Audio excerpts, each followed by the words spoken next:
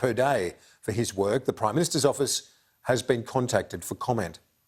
Let's get some comment now from Liberal Senator James Paterson and Labor MP Peter Khalil. Peter, does that make sense to you, that sort of appointment to help facilitate such a big deal like the nuclear sub-technology, having a former naval secretary involved like that? G'day, Kieran. James, look, I think depending on former Secretary Winter's expertise, which is as Navy Secretary, it would make sense on the surface, right, that he has a degree of a lifetime's experience and knowledge around naval matters and submarines. I don't know his CV, I haven't looked at it, but he's obviously, as former Navy Secretary, has that some level of expertise, and that might be of assistance in the process and in the negotiation over the next 18 months. Mark Watson, the former National Security Advisor at the Australian Embassy in Washington, was on the program a bit earlier, James, Senator Paterson. He said that it's a symbol, an indication of how serious the government is to get this done across the next 18 months.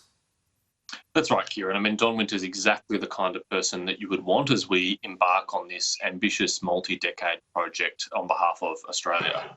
He's someone who served both Republican and Democratic administrations, who served in the US Navy for many years, and has sat atop the institution which manages the US nuclear-powered submarine fleet. And because we've never done that before as a country, there's very limited expertise in our existing Defence Department, and we're going to tap into that kind of expertise. So the fact that someone of his stature is willing to serve within the Australian system to assist us is just another data point which demonstrates the closeness between Australia and the United States and the partnership that we're going to have along with the United Kingdom in acquiring this really important capability to defend ourselves. Peter Khalil, it wasn't. Let's talk about the agreement itself off the back of the visit by the Prime Minister to the United States. The AUKUS announcement was made. The Quad meeting, of course, occurred on the Friday of last week as well. One of the pieces of analysis that I've read the last few days, further to what Paul Keating said, was about the risk of being so close and tied in now, even further with the US. What happens if they go back to a nativist sort of approach under the likes of Donald Trump? Yeah, good question, Kieran. Look, the geostrategic picture here is dynamic and volatile. Let's be clear about that. My view around the AUKUS or the subs deal is that it's an astute defence capability decision. But my criticism is not so much of Australia engaging on that front, but really that Scott Morrison and his government hasn't done the diplomatic and defence hard yards in managing our partnerships in the region. Now, the obvious one is everyone's talking about the French and not being able to manage the French. This argument that Morrison makes that, if we told them about it, it would have actually had a security breach or some sort of jeopardising of the deal. That is patently ridiculous, okay? The Americans were actually relying on us to manage the French ahead of the decision. And do you really think, or does anyone really think, that by preparing the French for the decision that was coming, that somehow President Biden would have changed his mind about a deal for billions of dollars of potentially US nuclear submarines for Australia because Emmanuel Macron called him up and said, Monsieur President, I'm not happy with us being cut out. It was never going to happen, okay? So they failed miserably to manage the French relationship and manage a major partner in the Indo-Pacific.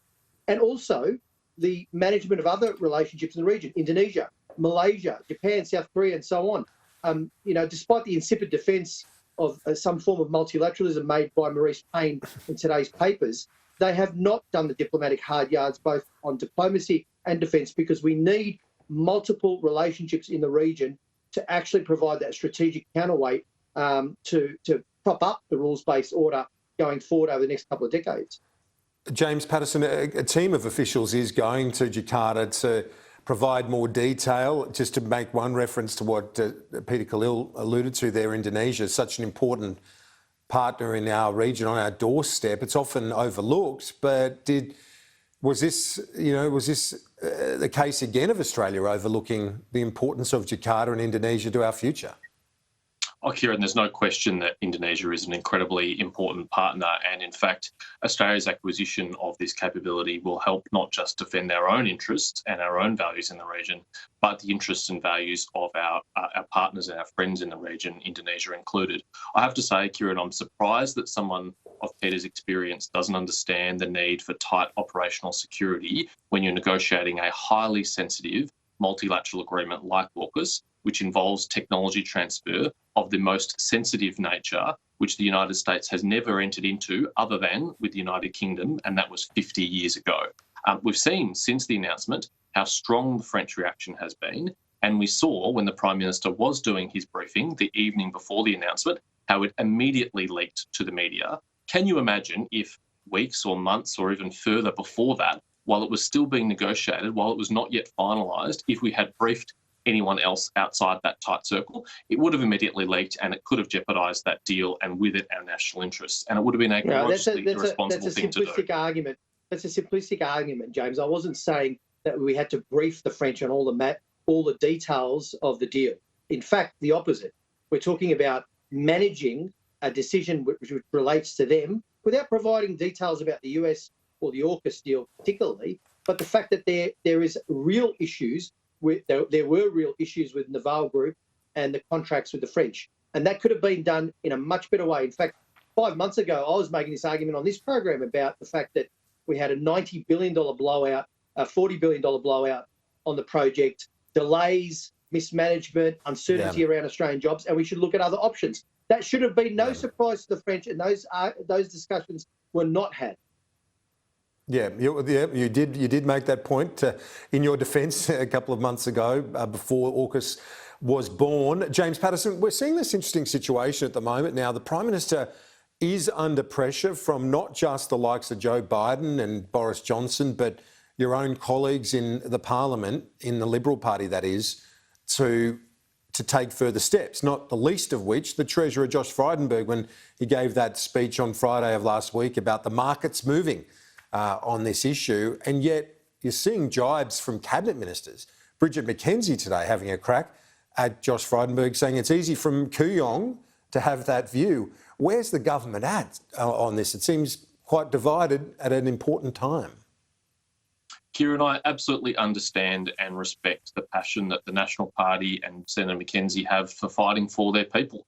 They're a very proud party, and I'm a strong coalitionist, and they've got an important role in playing to advocate for that community.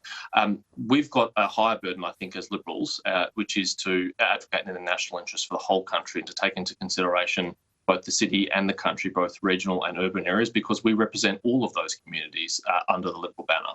And we have to make a difficult balancing call to meet the ambition that many Australians have for higher emissions reductions in a way in which doesn't jeopardise our economy and doesn't cost people's jobs. And that is a difficult balancing act, but the Prime Minister is very carefully considering it. And I'm completely confident that we will land a very sensible outcome that both Liberals and Nationals can live with and that meet that higher ambition that people are seeking from us.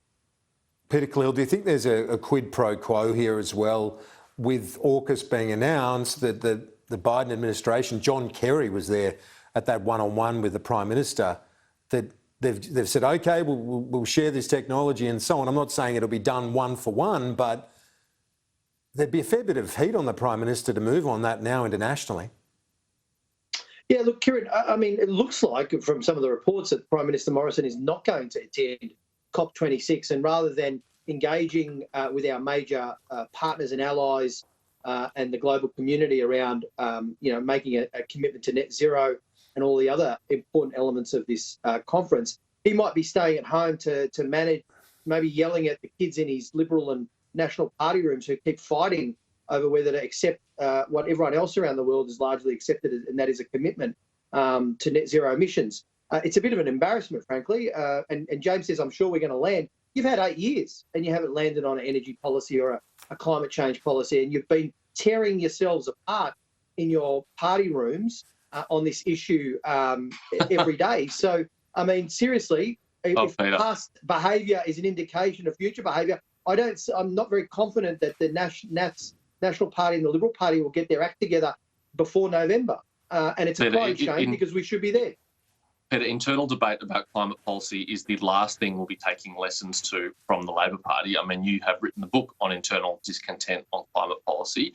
We do have a climate policy for 26 to 28% reduction, and we are considering updating that to further dates to 2050, and it's appropriate. We should be constantly assessing those things against the reality of the emissions reduction that we have already achieved, which is world leading, and we are very proud of, and we should be. Senator James Paterson and Labor MP Peter Khalil. Gentlemen, appreciate your time. Thanks. Thanks, Kieran. Thanks, James.